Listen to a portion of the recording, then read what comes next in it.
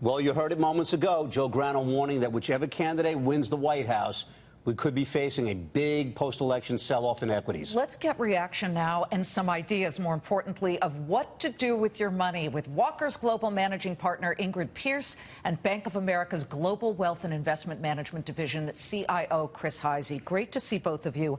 Okay, Chris, people want ideas, but first let's get your reaction. Do you agree with Joe Grano that we would see a 10 to 20% correction in the wake of the election?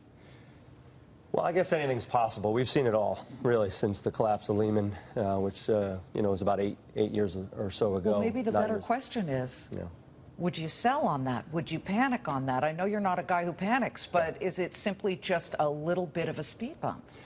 If you go back to January and February, we had a 16–17% correction. And to me, that's close enough to a 20% correction, which you typically get in bull markets, right. And then you re-advance. Or at least you get a few of those, like we saw in the 1990s. That was driven by four fundamental fears. Right now, we don't have a real fundamental fear. We're all still climbing the wall of worry on negative interest rates, the elections, rise of global populism, a whole number of things. But the real reason back in January and February was the strength of the dollar. 25% move over the course of 18 months from 14 all the way through 15.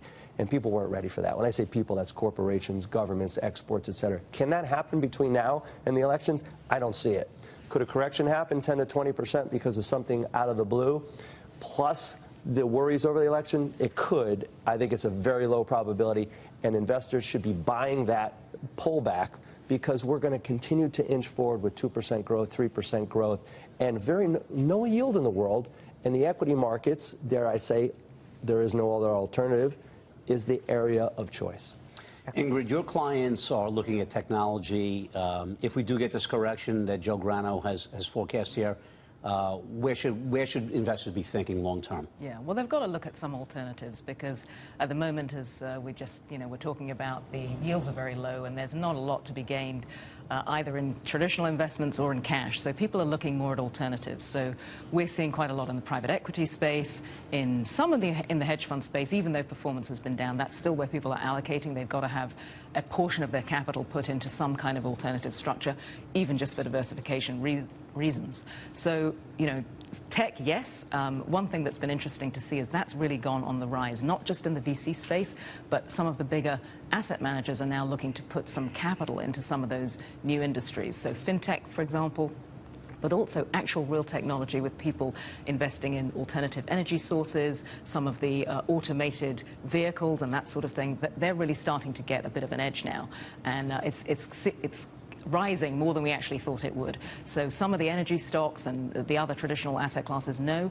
The other thing we've been seeing is a bit more on real estate, which is kind of surprising perhaps in this market, but there's been rebounds in a few pockets, particularly in the US, and we think people are still going to invest in that sector. Some of these alternatives might have a long runway before you actually see financial liftoff and payoff there. But Chris, what do you see as sort of that best opportunity out there? You mentioned equities, but narrow that down for viewers watching right now. Well, I think first off, I think most people should really take a step back. You think about asset allocation in general. A risk-neutral, balanced approach right now, which is a very fancy way to say be as diversified as you can through the back half of the cycle. The economic sensitive areas should start to have that improvement factor take over. Some of the financials should start to actually benefit from a Fed who wants to see that window open. All of the rhetoric coming out of the Federal Reserve right now is let that window open so we can bump rates. It happened in this week as well with Mario Draghi's speech, not advancing QE, or at least extending it. So the central bankers around the world want to see a bump up in rates for a variety of reasons. But when you take a look at the actual real ideas within the equity markets, it's the areas of dividend growth. They're not overvalued. Some say that's an overcrowded trade. It's overcrowded at the higher yield level. Okay.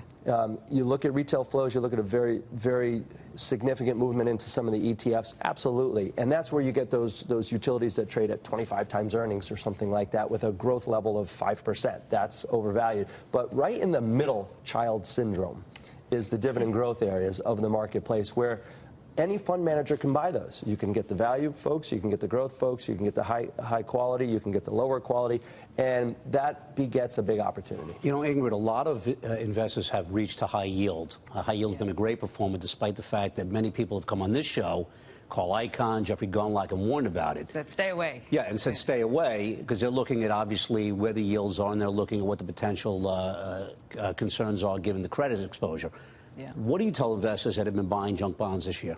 Well, that's a very dangerous space to play in. I mean, people who have made a lot of money doing that, yes, but people have lost their shirts on it too. So what we're seeing is actually more people looking to diversify. Perhaps some of the credit is really where we're seeing more people actually put their money, so a lot of private credit, and is an alternative lending source because, of course, the traditional banks can't lend at any meaningful rates.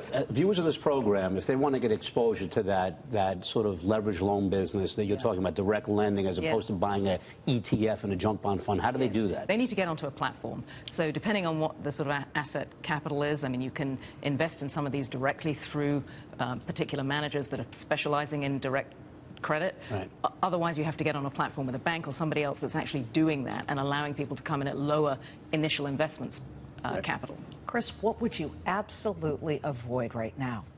The lowest of low quality in the high yield space. I still think you're going to see a lot of companies having difficulty refinancing at these particular rates, but more importantly at where we are in oil prices. So if you look at the energy, the very, very low quality end of the high yield area there's a lot of energy companies in that simply are not going to be positioned for the future of where oil prices are or where they're going.